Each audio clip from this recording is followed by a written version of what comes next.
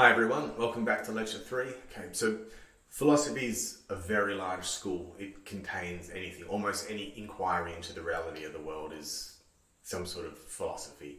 We're specifically going down one school of philosophy called epistemology, but you need to know all of them so that you can put epistemology in its correct place. Also, presumably, you're going to start talking philosophy at the end of this course and you're going to meet some people and you need to know certain little truths so that you can participate in a discussion on philosophy with others.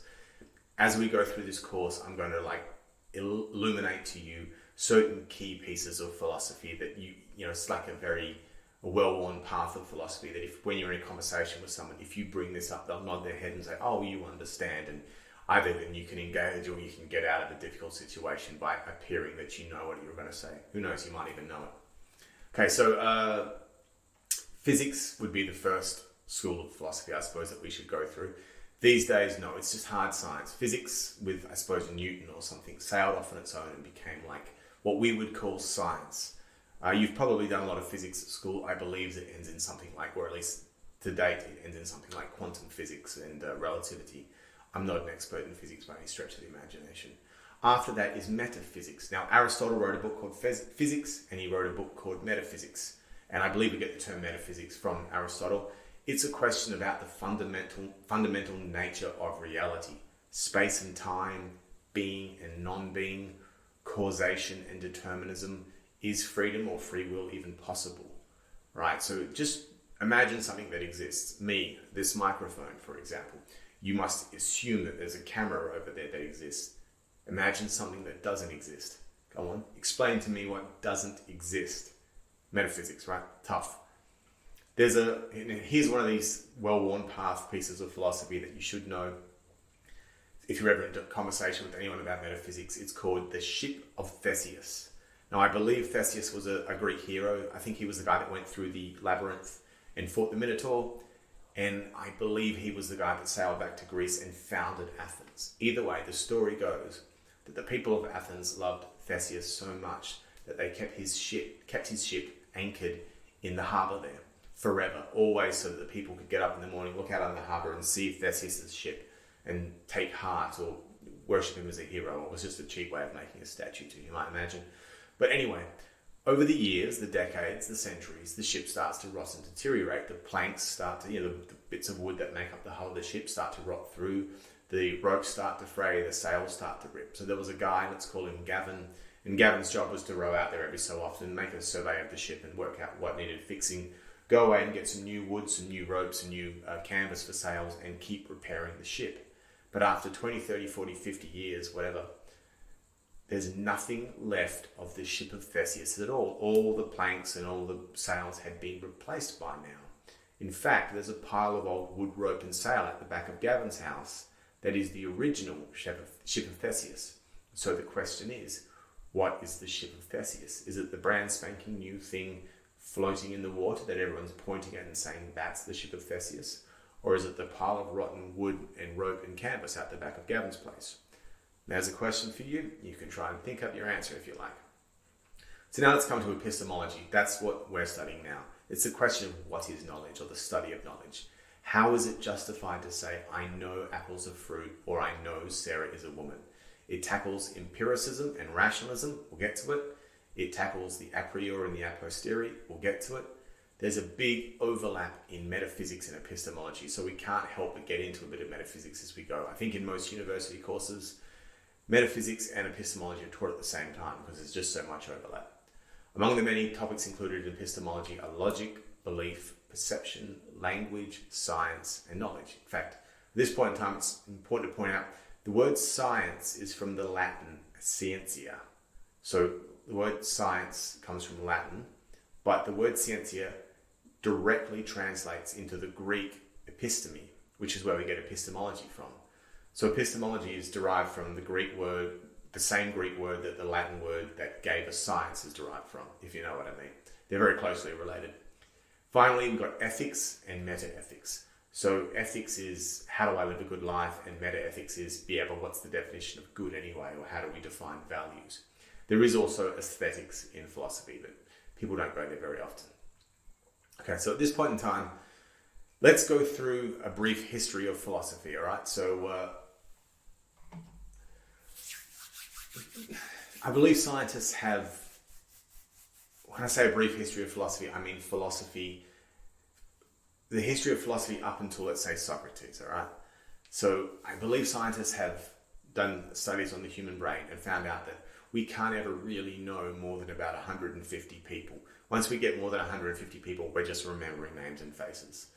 But at the same time, archaeologists have dug up ancient tribes that have been like buried by a sandstorm or a volcano or a mudslide or something, and found that human beings travel in about bands of 150. This is all across the world. So it would make sense that early humans didn't really live in tribes of more than 150 people. Now, all of those tribes spent all their day hunting, gathering, farming, foraging, whatever they were doing, and they never really had any time to sit down and think. But every so often you had a successful culture that would manage to somehow support like a holy man or a wise man, like a druid or a shaman or something like that, maybe a chieftain who would sit and think. And we'd like to think that they'd sit and think grand thoughts, but really they were scared for their people, worried that they wouldn't keep their job, and working out how to keep their tribe safe. And they started to think things, questions that you've thought too, questions like, why are we here? What's the purpose of all of this? What happens to, what were we before we were born? What happens to us after we die? Why do bad things happen to good people? Questions like this, the big questions. And every single tribe anywhere came up with the exact same answer. God. You can imagine a light bulb above my head right now. God just fixed everything. All these questions can be answered by the concept of God. And indeed, every time you find an anyway halfway advanced culture buried beneath the sands of time, you'll find some sort of idols or some sort of temple or something like that. Usually a fertility god, female, and to do with making sure that babies are born well, but also that the harvest is brought in well. And you'll probably find some sort of war god, maybe some god of building or constructing as well. But there was this one funny culture that somehow missed that. And it's, as far as I know, it's the only culture that this ever happened to. Their story is hugely interesting because of it, and it's the story of the Greeks. Now this story starts before the Greeks. So you think in your head where Greece is in the Mediterranean. To the south of Greece, there's an island called Crete, and on Crete lived a very advanced culture. The Minoans. They're called the Minoans because we know they had a king called Minos, and the Minoans had the Minotaur. So the Minotaur was from Minos, King Minos. Anyway, we don't really know how they got to Crete, but they chopped all the trees down and made a huge big fleet, which served two purposes. They grew very rich from trading, and they were never ever invaded because they had this large navy to defend themselves. But this meant that they kind of grew like fat and lazy and sort of like too wealthy. They certainly weren't hard soldiers. They were smart. There's proof that they had very advanced art. There's proof that they had something like feminism. There's proof that they had something like rights. They had palaces, some that are still standing today, which is crazy because we're talking 2,500 to 3,000 years ago. There's still their palaces standing, and the palaces have like 9, 10, 11 rooms in them. And for a time when most people were living in mud huts or like sheepskin pulled over two sticks or something like that, was incredible. In fact, one can imagine how if Theseus had sailed to Crete and met the Minoans somehow and been led into one of these 9, 10, 11 roomed houses, he might have considered it a labyrinth. He'd probably never been anywhere near anything, even with a roof in his life. But here was this massive palace. He probably got lost in it. Hence the story of the labyrinth. But more amazing than that, an English archaeologist excavated an old palace once and found a mosaic upon the wall that showed that the Minoans had something like bullfighting or bull riding. And the picture that was still, you can still see it. If you Google it, you will see it. It's still there. Is a man riding on the back of a bull. And one can imagine how Theseus might have got confused and thought that it was a bull man, hence the story of the Minotaur. So it seems plausible that we have evidence of A, the Minotaur, and B, the labyrinth, which just goes to prove that some of these old fables and legends can be shown to be true. But these Minoans were very advanced and they outgrew Crete, and they thought, right, well, we got to land somewhere else. If we sail off to the west, I mean, that's crazy. That's out where Italy is, and no one goes out there. That's a long, long, long way away. If we sail to the south, that's where the Egyptians are. The Egyptians are very powerful. We don't want to war with Egypt. We sail east, that's where the Persians are, similarly very powerful. We don't want to war with any Persians or Babylonians. North, let's go north. There's just like a smelly, dirty, hairy tribe of what we call the Greeks there at the moment. Sure, they're very big, strong, hardy men, but they're not as smart as we are. I'm sure we'll be okay. And the Minoans went north and landed in the Aegean Sea on the Aegean Islands, and they built these massive walled cities. Now, if you've seen the movie Troy, or if you've read the book The Iliad, you'll know that people thought that the walls of Troy were built by Poseidon. Wrong, built by men, built by Minoans. But their culture was so advanced that they thought that their construction and architecture was the work of the gods. This is how great they were. So here are the Minoans living in these walled cities, very safe.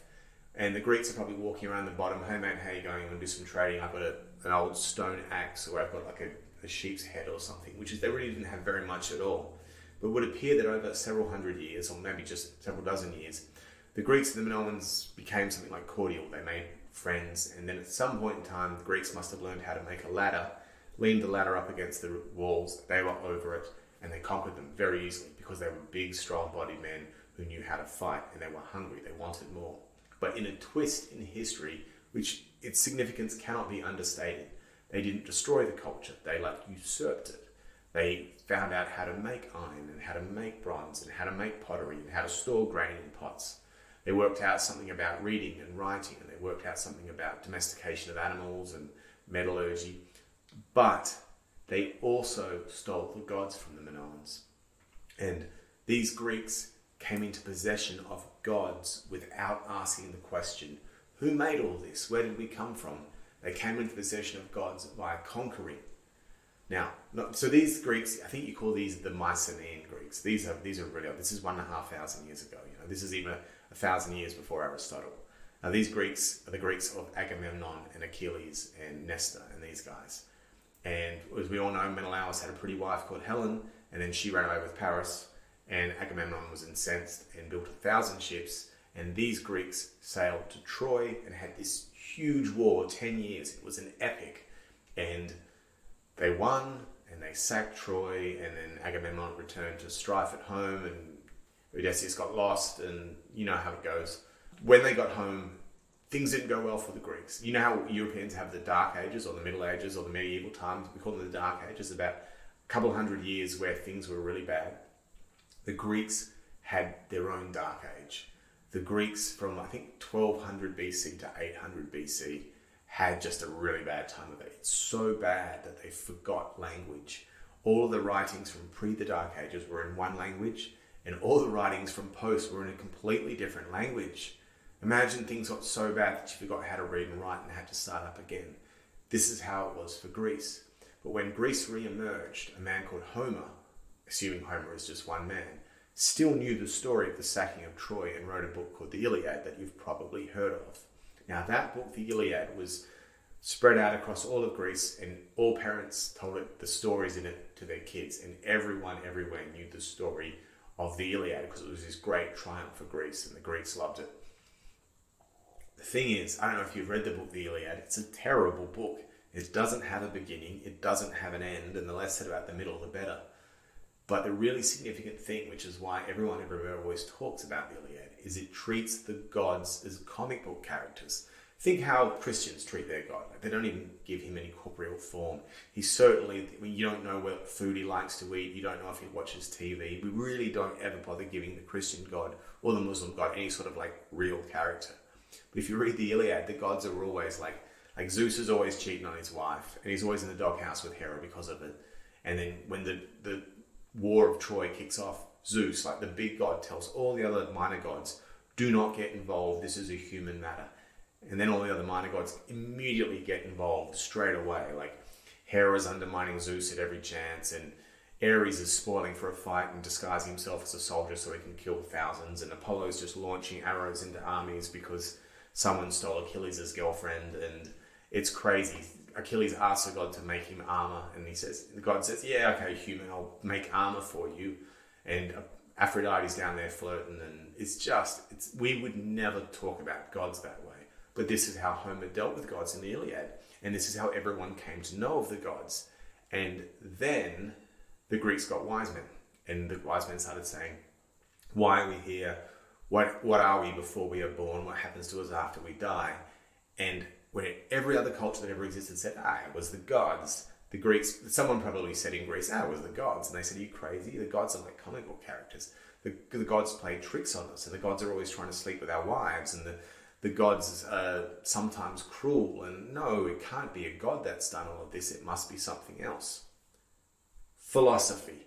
And that's the only other explanation that we could have had. Let's try and use reason, logic, science. Let's make observations about the world and see if we men can work out how it happened.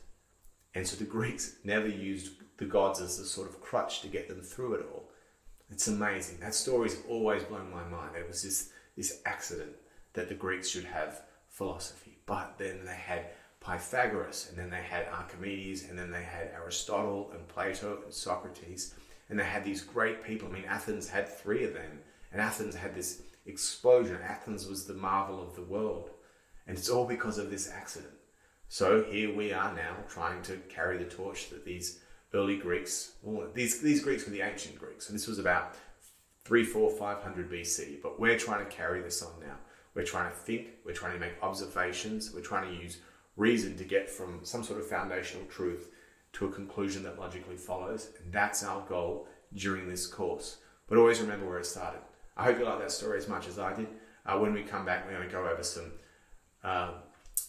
videos. I made some videos on the very first task that a philosopher must undertake if he's to get anywhere at all. But you can watch them in the next lectures. Thanks very much. Charlie Delta. Bye for now.